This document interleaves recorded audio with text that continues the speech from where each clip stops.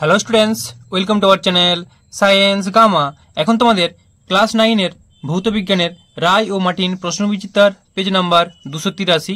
এখানে তোমাদের যে 8 নম্বর স্কুলটা Rohra Bhabanath institution for girls, তো এইখানে তোমাদের এই 8 নম্বর স্কুলের সমস্ত উত্তরগুলি এই ভিডিওটিতে দেব।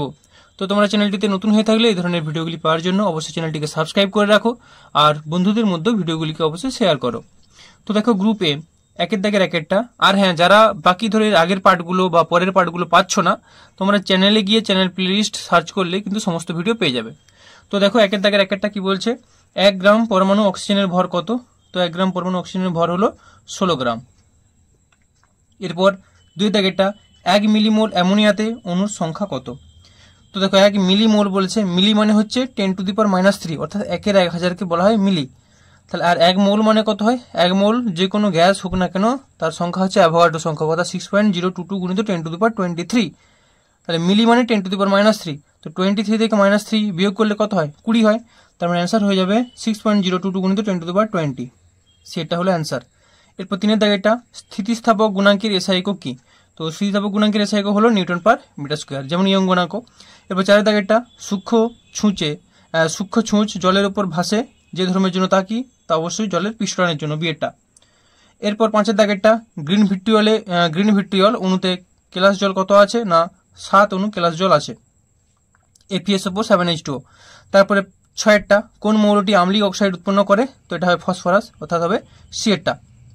এরপরের দাগ 7, তীব্র অ্যাসিড ও মৃদু ক্ষারের প্রশমনে ব্যবহৃত নির্দেশকটি হলো কোনটা? না এর সঠিক অ্যান্সার হবে মিথাইল অরেঞ্জ।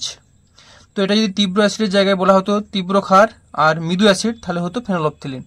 আর এখানে এই অ্যান্সারটা মিথাইল অরেঞ্জ বা মিথাইল রেড দুটোই করা যাবে, তো এখানে হবে মিথাইল অরেঞ্জ, যেহেতু এটাই অপশনে আছে। আশা করি বুঝতে পারছো। চলো এরপর 8-এর দাগেরটা, এসআইতে কার্যের একক কি? তো এসআইতে কার্যের একক হলো কিনা জুল। এরপর হচ্ছে গ্রুপ বি 2 দাগের 1, এসটিপিতে 2.2 গ্রাম কার্বন ডাই অক্সাইড গ্যাসের আয়তন কত? তো দেখো কার্বন ডাই অক্সাইড এমনি আণবিক ভর কত? 44 গ্রাম, কারণ CO2 করলে কত পাই? CO2 কার্বনের 12 প্লাস অক্সিজেনের 16 দিয়ে 32, মানে আমরা পাচ্ছি 44। তার মানে 44 গ্রাম কার্বন ডাই অক্সাইডের আয়তন কত হয়? 22.4 লিটার। তো 44-এর হাফ কত? তো 44 হচ্ছে 22.4 লিটার। এখানে আছে ধরো 22, তাহলে 22-এ কত পাবো আমরা? বা 2.2 একবার যদি করে নাও, তাহলে 22.4 গুণিত 2.2 ডিভাইডেড বাই 44, 22 দুগুণে 44, তাহলে 11.2, আবার এটা দশমিক হলে 1.12 লিটার। এটা কাটাকাটি করলে তোমরা পেয়ে যাবে 1.12 লিটার, 1.12 লিটার। এটা হলো অ্যান্সার। এরপর অথবাটা 1 মিলিমোল CH4 কার্বন পরমাণু সংখ্যা নির্ণয় করো। দেখো কার্বন পরমাণু সংখ্যা বলছে, কার্বন পরমাণু প্রতি মিথেনের জন্য বা প্রতি CH4 এর জন্য কার্বন পরমাণু কত আছে? একটা আছে। তাহলে মিলিমোলে বলেছে, তাহলে 1 মোল মানে কত জানি আমরা? অ্যাভোগাড্রো সংখ্যক অণু থাকে, তাহলে অ্যাভোগাড্রো সংখ্যক অণু থাকে। আর মিলিমোলে কত থাকবে? 6 মিলি মানে হচ্ছে 10⁻³ তাহলে 6.022 গুণিত 10⁻, দেখো মোল হলে 10⁻23, তাই -3 করে দিলে পাবো 20। এবার বলছে কার্বন পরমাণু সংখ্যা, কার্বন পরমাণু যেহেতু একটাই আছে, 1 দিয়ে গুণ করলে কত পাবো? এটাই পাবো। তাহলে এটি হলো অ্যান্সার। আশা করি বুঝতে পেরেছো। এরপরেরটা, ইস্পাত ও রবারের মধ্যে কোনটি বেশি স্থিতিস্থাপক? তো সঠিক অ্যান্সার হবে ইস্পাত বেশি স্থিতিস্থাপক। এরপর অথবাটা, ঘাত কি জাতীয় রাশি? ঘাত হচ্ছে ভেক্টর রাশি। এরপরে কোশ্চেন, সত্য মিথ্যা, বল সরণ লেখচিত্রের অন্তর্গত ক্ষেত্রফল কার্যকে নির্দেশ করে, অবশ্যই এটা সত্য হবে। ঠিক আছে, চলো পরের কোশ্চেনগুলো কি আছে দেখে নেওয়া যাক। এরপর 4-এর দাগ, শূন্যস্থান পূরণ করো। কলিডীয় কণাগুলির সাহায্যে আলোক রশ্মির বিচ্ছুরণকে ড্যাশ প্রভাব বলা হয়। তো এটা হবে কিনা টিন্ডাল প্রভাব।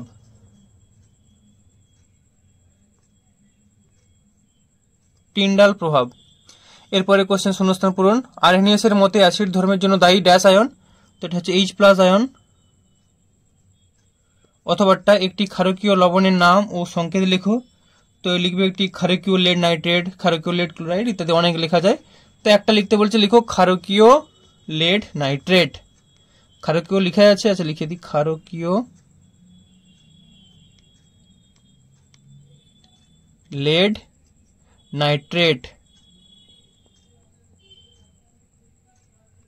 ক্ষারকীয় লেড নাইট্রেট সংকেত হচ্ছে পিবি, লেডের জন্য, ক্ষারকীয় হওয়ার জন্য OH, আর নাইট্রেটের জন্য NO3, PbOH NO3 ক্ষারকীয় লেড নাইট্রেট নাম সংকেত হয়ে গেল।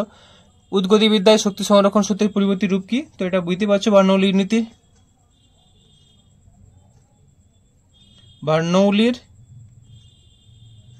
নীতি। এরপর হুকের সূত্রটি লেখো। তো লিখবে যে স্থিতিস্থাপক সীমার মধ্যে পীড়ন বিকৃতির সমানুপাতিক। হুকের সূত্রটি হলো স্থিতিস্থাপক সীমার মধ্যে পীড়ন বিকৃতির সমানুপাতিক। চলো এরপর গ্রুপ সি। 3 দাগের 1 1 কেজি ভরের একটি নিরেট লোহার বলকে জলে ফেলে দিলে ডুবে যায়, কিন্তু ওই বলটিকে গলিয়ে তা দিয়ে তৈরি একটি কড়াই জলে ভাসে কেন? তাহলে অ্যান্সারটা এখান থেকে লিখবে রায় মার্টিন সহায়িকা, পেজ নাম্বার 128। এই সহায়িকাটা একটু পুরনো, কারোর সঙ্গে পেজ নাম্বার একটু নাও মিলতে পারে। তো যাই হোক, এখানে কোশ্চেনটা দিয়েছে দেখো, লোহার তৈরি জাহাজ বা লোহার কড়াই জলে ভাসে, কিন্তু তার লোহা জলে ডুবে যায় কেন? একই কোশ্চেন দেখো, একই অ্যান্সার হবে, জাস্ট একটু যেখানে জাহাজ আছে সেই জায়গায় আমরা কড়া লিখে দিলেই হবে, আর একই ওজনের লোহার আয়তনের জায়গায় 1 কেজি ওজনের লোহার বল লিখে দিলেই হবে। বাকি কোশ্চেন মানে অ্যান্সারটা একই লিখবো। তা লিখবো লোহার তৈরি কড়াই, লোহার তৈরি 1 কেজির কড়াই একই ওজনের 1 কেজি লোহার বলের চেয়ে অনেক বেশি তলদেশ, খুবই চওড়া ও ফাঁপা থাকে। ফাঁপাটা লিখবো না, অনেক বেশি চওড়া থাকে। যদি কড়া হয়, কড়া অনেক বেশি চওড়া হবে, ফাঁপাটাও লিখলে লেখা চলবে। তাই জাহাজটা লিখবো না, তাই কড়া তার ওজনের চেয়ে অনেক বেশি পরিমাণ জল অপসারণ করতে পারে বলে প্লবতা বেশি হয়। ঠিক আছে, এরপর লিখবে ভাষণের শর্ত অনুযায়ী প্লবতার মান বস্তুর ওজন অপেক্ষা বেশি হলে সেটি তরলে ভেসে থাকতে পারে। তাই এই লোহার তৈরি জাহাজ না লিখে তাই 1 কেজি লোহার তৈরি কড়াই জলে ভাসে। যেহেতু 1 কেজি উল্লেখ করা আছে কোশ্চেনে, তাই 1 কেজি লোহার কড়াই জলে ভাসে। 1 কেজি লোহার বল অনেক কম আয়তনের হওয়ায় লোহার 1 কেজি বল কর্তৃক অপসারিত জলের ওজন অর্থাৎ প্লবতার মান লোহার ওজন অপেক্ষা কম হয়, তাই সেটি জলে ডুবে যায়। এটি হলো অ্যান্সার। ঠিক আছে, তো একটু কোশ্চেনটা ভাষাগুলোকে একটু চেঞ্জ করে নেওয়া, হ্যাঁ, ওই জন্য আমি এটা লিখে আর করিনি, যেহেতু লিখতে গেলে সময় লাগবে। আশা করি যারা বোঝার ঠিক বুঝতে পেরে গেছো। চলো নেক্সট। এরপর 3 দাগের 1 অথবা 8 একটি ধাতুর ইয়ং গুণাঙ্ক 9.8 গুণিত 10⁻11 ডাইন পার সেমি স্কোয়ার, এই কথাটির অর্থ ব্যাখ্যা করো। দেখো সেম কোয়েশ্চেন, এখানে 9.8 এর জায়গায় শুধুমাত্র লেখা আছে 20, 9.8 এর জায়গায় আছে 20, বাকি সেম কোয়েশ্চেন। ঠিক আছে, এটা হচ্ছে তোমাদের ভট্টাচার্য ব্রাদার্স, পেজ নাম্বার 65। তো অ্যান্সারটা লিখবে এরকম, ইয়ং গুণাঙ্ক y = f/a divided by l/l, সমীকরণে l = 1 centimetre, a = 1 semi square হলে, ছোট হাতের l = 1 সেমি হলে y সমান f1, অর্থাৎ ইস্পাতের ইয়ং গুণাঙ্ক 20 জায়গা লিখবে 9.8, মানে যেখানে 20 আছে সেখানে 9.8, বাকি সেম। 9.8 গুণিত 10⁻11 ডাইন পার সেমি স্কোয়ার বলতে বোঝায় একক প্রস্থচ্ছেদ এবং একক দৈর্ঘ্য বিশিষ্ট কোনো ইস্পাতের তারের 9.8 গুণিত 10⁻11 ডাইন বল প্রয়োগ করলে একক দৈর্ঘ্য বৃদ্ধি হবে, অর্থাৎ তারটির দৈর্ঘ্য দ্বিগুণ হবে। যাই হোক, যা লেখা আছে লিখে দিবে, শুধুমাত্র 20 জায়গায় 9.8 লিখবে। ঠিক আছে, চলো নেক্সট কোয়েশ্চেন কি আছে দেখে নেওয়া যাক। নেক্সট কোয়েশ্চেন আছে 2 500 মিলিলিটার দ্রবণে 32.2 গ্রাম সুক্রোজ, আণবিক ওজন দেওয়া আছে 342, দ্রবীভূত করা হলো। দ্রবণের গাঢ়ত্ব মোল পার লিটার এককে নির্ণয় করো। তাহলে অ্যান্সারটা তোমাদের দেখিয়ে দিচ্ছি। লিখবে সুক্রোজের আণবিক ওজন 342, কারণ কোশ্চেনে দেওয়া আছে 342, নাহলে বের করতে হতো। অর্থাৎ 342 গ্রাম সুক্রোজ সমান 1 মোল সুক্রোজ অণু। তাহলে 342 এর জায়গায় 34.2 গ্রাম, যেটা কোশ্চেনে আছে, সমান কত না 1/342 গুণিত 34.2, মানে 1 কত আর 34.2 কত, একে কতটা না করে একবারে করে লিখছি ওই নিয়মে। ঠিক আছে, তো এটা করলে কত হবে 0.1 মোল। এবার লিখবো এখন 500 মিলিলিটার দ্রবণে সুক্রোজ অণু দ্রবীভূত আছে কত না 0.1 মোল, কারণ এটা কোশ্চেনে দেওয়া ছিল 500 মিলিলিটার দ্রবণ সুক্রোজ। দেখে নাও 500 মিলিলিটার দ্রবণে এত গ্রাম সুক্রোজ মানেই 0.1 মোল সুক্রোজ দ্রবীভূত আছে। তাহলে 1 কত আর 1000 কত, তাহলে পেয়ে যাবো আমরা 0.2 মোল। এটি হবে অ্যান্সার। তাহলে অতএব দ্রবণের গাঢ়ত্ব হলো 0.2 মোল পার লিটার। ঠিক আছে, চলো পরের কোশ্চেন কি আছে। অথবা 20 ডিগ্রি সেন্টিগ্রেড উষ্ণতায় 150 মিলিলিটার জলে একটি দ্রাবের 30 গ্রাম দ্রবীভূত হয়ে সম্পৃক্ত দ্রবণ উৎপন্ন হয়, ওই উষ্ণতায় দ্রাব্যতা নির্ণয় করো। তাহলে অ্যান্সারটা এইভাবে লিখে নেবে। প্রদত্ত দ্রাবের ভর সমান 150 গ্রাম, যেহেতু 4 ডিগ্রি সেন্টিগ্রেড উষ্ণতা জলের কি হয় না আয়তন যা হয় সেটা তার গ্রামের সঙ্গে সমান, 1000 মিলিলিটার জল মানে 1000 গ্রাম হয়। এবার দেখো এখানে দেওয়া আছে 20 ডিগ্রি সেন্টিগ্রেড, যেহেতু জলের ক্ষেত্রে এটা প্রায় একই ধরে নিতে পারি আমরা, 1000 মিলিলিটারের সঙ্গে 1000 গ্রাম প্রায় সমানই হয়। সেহেতু এখানে দেওয়া আছে তাহলে কত 150 মিলিলিটার ছিল কোশ্চেনে, তার মানে সেটাকে 150 গ্রাম হিসেবে ধরতে পারি। দ্রাবের ভর তাহলে 150 গ্রাম, দ্রাবকের ভর মানে জলের ভরটা দ্রাবক, তাহলে দ্রাবের ভর কত হবে 30 গ্রাম কোশ্চেনে দেওয়া আছে, ভালো করে দেখে নাও। দ্রাবের এত গ্রাম আর দ্রাবকটা হলে 150 গ্রাম। এবার তো আমরা দ্রাব্যতার ফর্মুলা জানি, তাহলে 20 ডিগ্রি সেন্টিগ্রেড উষ্ণতায় ওই দ্রবটির দ্রাব্যতা, তাহলে দ্রাবের ভর বাই দ্রাবকের ভর গুণিত 100, তাহলে 30 বাই 150 গুণিত 100, তার মানে কত পাচ্ছি আমরা, 0 0 কেটে গেল 15, তার পাচ্ছি 3 5 15, 5 20 মানে 20, তাহলে দ্রাব্যতা হয়ে গেল 20 ডিগ্রি সেন্টিগ্রেড উষ্ণতায় 20, এটাই হবে অ্যান্সার। চলো পরের কোশ্চেন কি আছে। পরের কোশ্চেন, সব ক্ষারই ক্ষারক কিন্তু সব ক্ষারক ক্ষার নয়, অর্থ বুঝিয়ে লেখো। তো অ্যান্সারটা তোমাদের দেখিয়ে দিই। এই অ্যান্সারটা তোমরা লিখবে পেজ নাম্বার 294, রায় ও মার্টিন প্রশ্ন বিচিত্রা।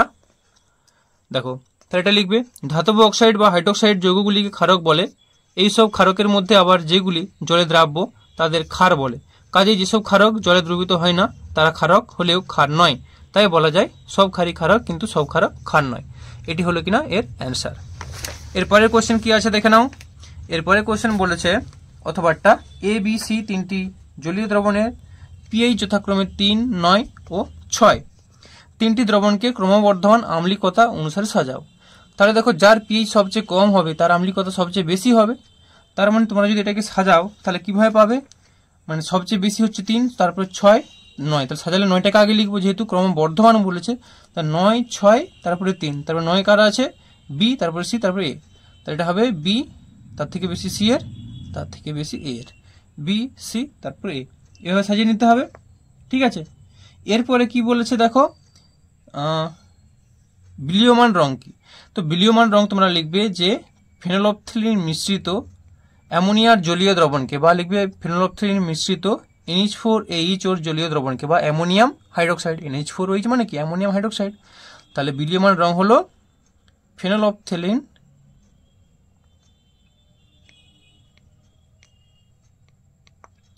ফেনোলফথেলিন মিশ্রিত NH4OH অ্যামোনিয়াম হাইড্রোক্সাইডের জলীয় দ্রবণ। ব্যাস এটুকু লিখলেই হবে, এটা বেগুনি বর্ণ ধারণ করবে।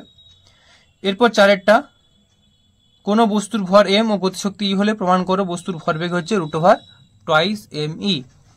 তো এটা তোমাদের আমি প্রান্তিকের সহায়িকা পেজ নাম্বার 403 এখান থেকে দেখাচ্ছি।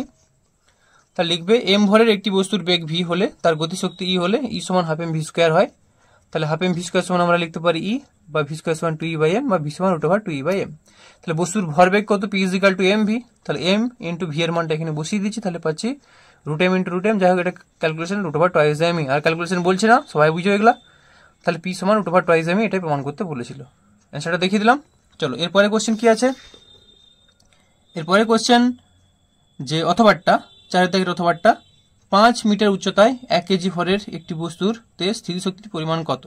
তাহলে এটা mgh ফর্মুলা বসে দিলে পাবো, m এর মান দেখতে পাচ্ছ 1 কেজি, g এর মান 9.8, আর এটা হচ্ছে 5 মিটার, তাহলে 5 × 9.8 গুণ করলে পেয়ে যাবো আমরা 49। তাহলে লিখবো প্রদত্ত h সমান 5 মিটার, m সমান 1 কেজি, g সমান 9.8 মিটার পার সেকেন্ড স্কোয়ার। আমরা জানি পোটেনশিয়াল এনার্জি মানে স্থিতিশক্তি সমান mgh, মানগুলো বসিয়ে দাও, 1 × 9.8 × 5 মানে 49 জুল, অতএব নির্ণয় স্থিতিশক্তির পরিমাণ 49 জুল। এটি হলো কিনা এর অ্যান্সার। চলো এরপরে কোশ্চেন কি আছে, C12 স্কেলে ক্লোরিনের পারমাণবিক ভর 35.5, কথাটির অর্থ কি। তাহলে অ্যান্সারটা এইভাবে লিখে নিবে যে C12 স্কেলে ক্লোরিনের পারমাণবিক ভর 35.5 বলতে বোঝায় ক্লোরিনের একটি পরমাণু একটি C12 পরমাণুর ভরের 1/12 অংশের তুলনায় 35.5 গুণ ভারী। এটি হবে কিনা এর অ্যান্সার। এরপরে কোশ্চেন অথবাটা কি বলছে দেখো, 12.044 × 10⁻23 সংখ্যক সোডিয়াম পরমাণুতে মোল সংখ্যা নির্ণয় করো। ঠিক আছে, তাহলে অ্যাভোগাড্রো সংখ্যকে মোল কত থাকে, 1 মোল থাকে, এত সংখ্যকে কত, তাহলে দেখে অ্যান্সার।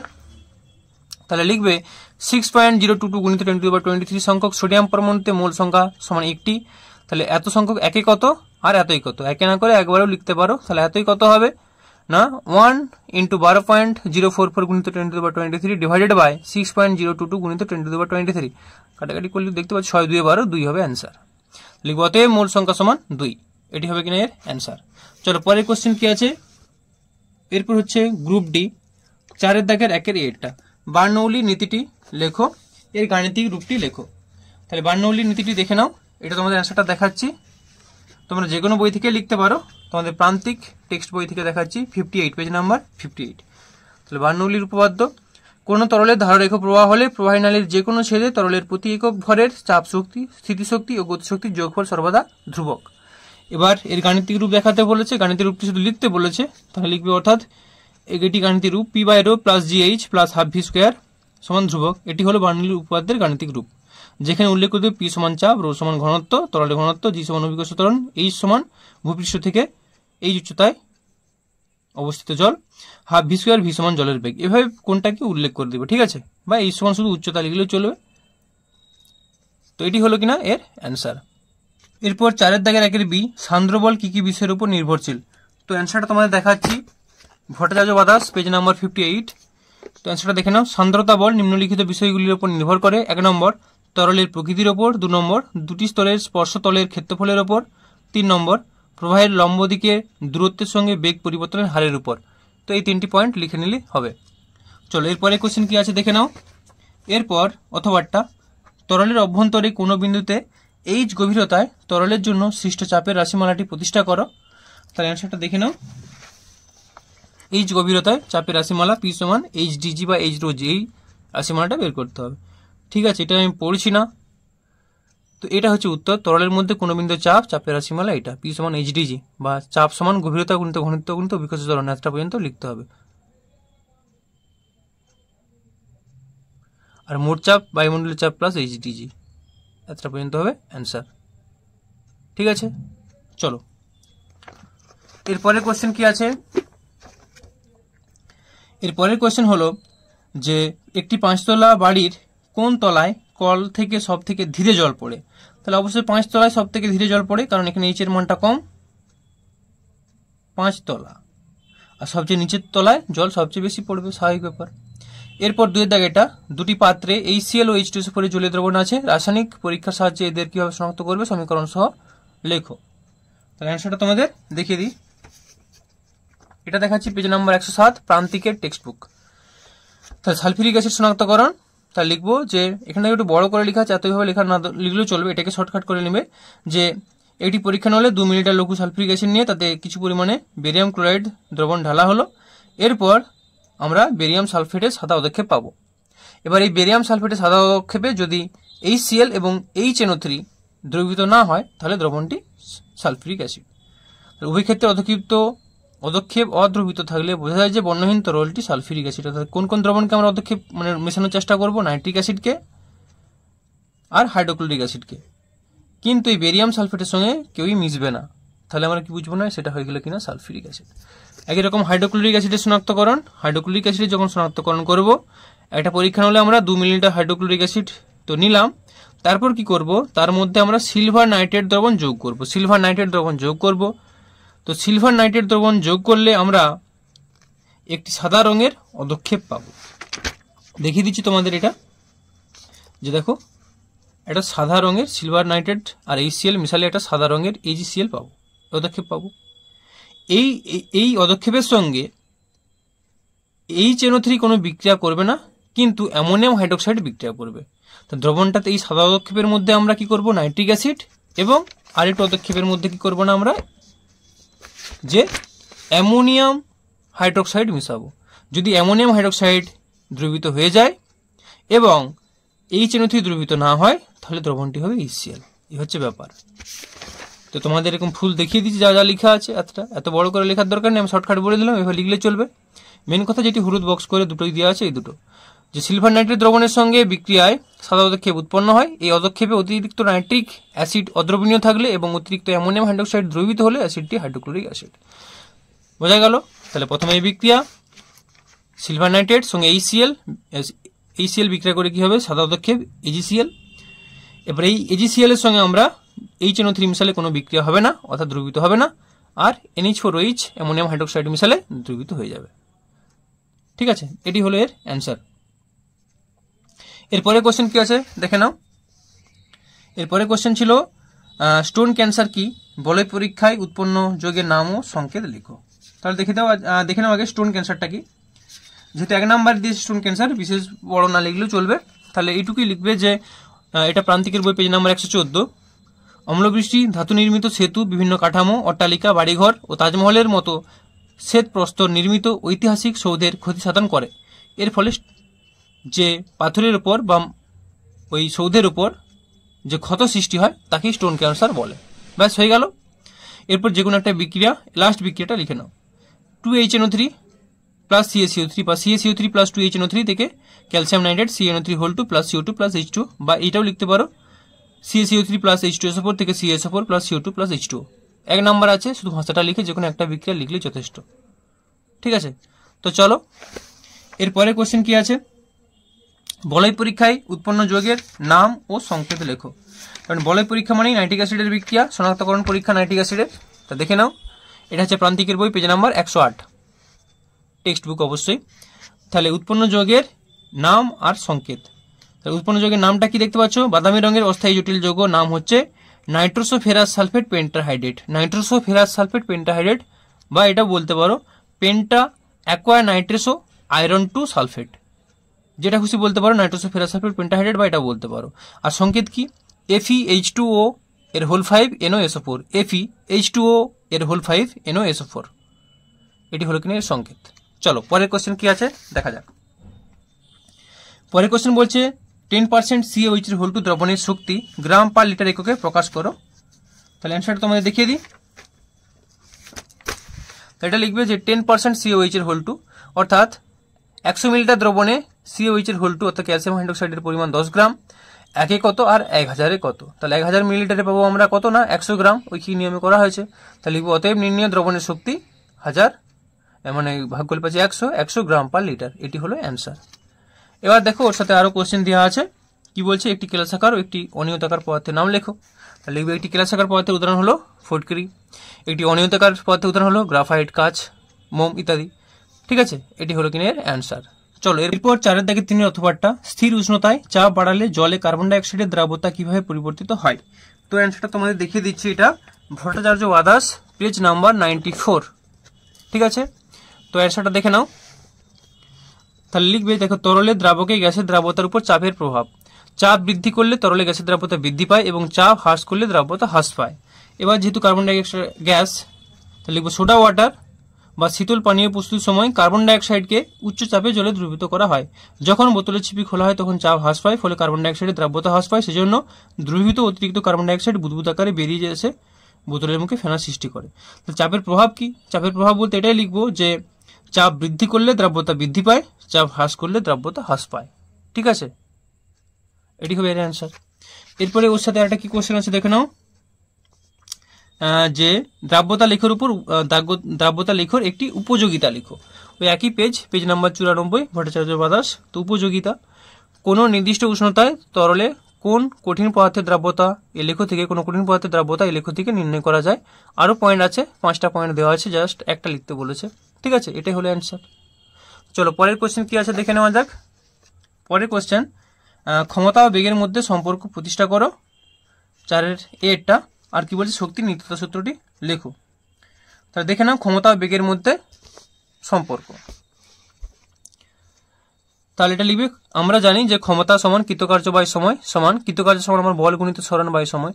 তাহলে বল গুণিত সরণ বাই সময়, যেহেতু কৃতকার্য সমান বল গুণিত সরণ, এই কৃতকার্য জায়গায় এটা বসানো হয়েছে বলে, তাহলে পাচ্ছি আমরা বল গুণিত সরণ বাই সময়। তো সরণ বাই সময় করলে আবার কি পাই আমরা, সরণ বাই সময় মানে বেগ পাই, তার মানে ক্ষমতা সমান বল গুণিত বেগ। এটি হলো এর অ্যান্সার, ক্ষমতা সমান বল গুণিত বেগ প্রমাণ হয়ে গেল। এরপর সাথে আর কি আছে দেখে নাও, যে শক্তির নিত্যতা সূত্রটি লিখো। তো শক্তির নিত্যতা সূত্রটি লিখবে, শক্তি হলো অবিনশ্বর, শক্তিকে সৃষ্টিও করা যায় না, ধ্বংসও করা যায় না, কেবলমাত্র এক শক্তিকে অন্য শক্তিতে রূপান্তর করা যায় মাত্র।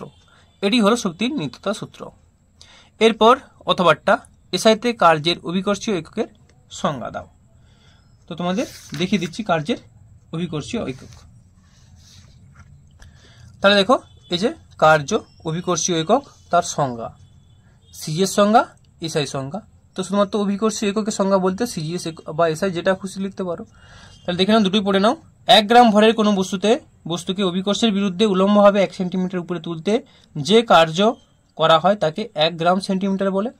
অথবা এসআই একক বললে 1 কিলোগ্রাম ভরের কোনো বস্তুকে অভিকর্ষের বিরুদ্ধে উলম্বভাবে 1 মিটার উপরে তুলতে যে কার্য করা হয় তাকে 1 কিলোগ্রাম মিটার বলে।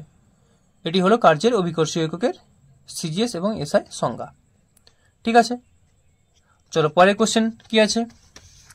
পরের কোশ্চেন বলছে হাইড্রোজেন পারঅক্সাইডের এটা নয়, একটি কার্যহীন বলের উদাহরণ দাও। তাহলে একটি কার্যহীন বলের উদাহরণ তোমাদের দেখিয়ে দিচ্ছি। এটা হচ্ছে ভট্টাচার্য ব্রাদার্স, পেজ নম্বর 134, অর্থাৎ ঠিক এর পেজের আগের 133 থেকে তোমাদের এটা দেখাচ্ছিলাম অ্যান্সারটা, এটা হচ্ছে 134। তাহলে কার্যহীন বলের উদাহরণ, যে হাতে সুটকেস ঝুলিয়ে যদি সমতল রাস্তা দিয়ে কেউ হেঁটে যায়, এই ক্ষেত্রে অভিকর্ষ বলের অভিমুখ আর সুটকেস সরণের অভিমুখের সঙ্গে লম্বভাবে থাকে, তাই অভিকর্ষ বল দ্বারা সুটকেসের উপর কৃতকার্য শূন্য। এটি হলো একটি কার্যহীন বলের উদাহরণ। আরো কতগুলো উদাহরণ দেওয়া আছে, আমি আর পড়ছি না। চলো পরের কোশ্চেন কি আছে দেখে নাও। পরের কোশ্চেন 5-এরটা হবে। আচ্ছা, একটা রয়ে গেল, 1 অশ্ব ক্ষমতা সমান কত ওয়াট। তো 1 অশ্ব ক্ষমতা সমান হবে কত না, 746 ওয়াট, 746 ওয়াট। এরপরে 5-এর দাগ, এসআইতে মূলের সংজ্ঞা দাও। সংজ্ঞাটা দেখে নাও। এটা হচ্ছে প্রান্তিকের বই, পেজ নাম্বার 77। তাহলে লিখবে, কোনো পদার্থের 1 মোল হলো সেই পরিমাণ পদার্থ যার মধ্যে ওই পদার্থের উপাদান কণিকার, যেমন পরমাণু, অণু বা আয়ন প্রভৃতি সংখ্যা C12 সমস্থানিকের 0.012 কেজি পরিমাণে যত সংখ্যক কার্বন পরমাণু থাকে তার সমান। এটি হবে কিনা এর অ্যান্সার। চলো পরের কোশ্চেন কি আছে। হাইড্রোজেন পারঅক্সাইডের বিয়োজনে জল ও অক্সিজেন গ্যাস উৎপন্ন হয়। 6.8 গ্রাম হাইড্রোজেন পারঅক্সাইডের সম্পূর্ণ বিয়োজনে যে পরিমাণ অক্সিজেন গ্যাস উৎপন্ন হয় তার আয়তন নির্ণয় করো। তাহলে আগে রাসায়নিক বিক্রিয়াটা লিখে নিবে, যে হাইড্রোজেন পারঅক্সাইডের সঙ্গে H2O2, তাহলে 2H2O2 থেকে 2H2O প্লাস O2। অক্সিজেনটা আয়তন হিসেবে জানতে চেয়েছে, তার মানে 1 মোল অক্সিজেন মানে হচ্ছে 22.4 লিটার। আর হাইড্রোজেন পারঅক্সাইডে আমরা আণবিক ভরটা বের করে নিয়েছি। তাহলে 2 গুণিত হাইড্রোজেনের কত হচ্ছে 1 গুণিত 2 প্লাস অক্সিজেনের 16 2 গুণে 32, তার মানে পাচ্ছি 32 আর 2 34, 2 গুণিত 34 মানে 68 গ্রাম। তার মানে 68 গ্রাম H2O2 অর্থাৎ 68 গ্রাম হাইড্রোজেন পারঅক্সাইড থেকে অক্সিজেন পাওয়া যায় কত না 22.4 লিটার। 1 গ্রামে কত আর 6.8 গ্রামে কত, কারণ কোশ্চেনে ছিল দেখে নাও যে 6.8 গ্রাম 6.8 গ্রাম হাইড্রোজেন পারঅক্সাইড। তাহলে 6.8 কত ওইখানে নিয়মে, তাহলে 2.24 লিটার পাচ্ছি। এটা অ্যান্সার হবে। তাহলে লিখবো, অতএব নির্ণয় অক্সিজেন গ্যাসের আয়তন 2.24 লিটার। আশা করি বুঝতে পেরেছো। চলো এর পরের কোশ্চেন কি আছে দেখে নেওয়া যাক। এর পরের কোশ্চেন অথবাটা, গ্রাম অনুসংখ্যা নির্ণয় করো। 68 গ্রাম অ্যামোনিয়া আর 88 গ্রাম কার্বন ডাইঅক্সাইড। তাহলে দেখে নাও, অ্যামোনিয়া NH3 এর আণবিক ভর কত, নাইট্রোজেনের 14, হাইড্রোজেনের 1 গুণিত 3 মানে 17।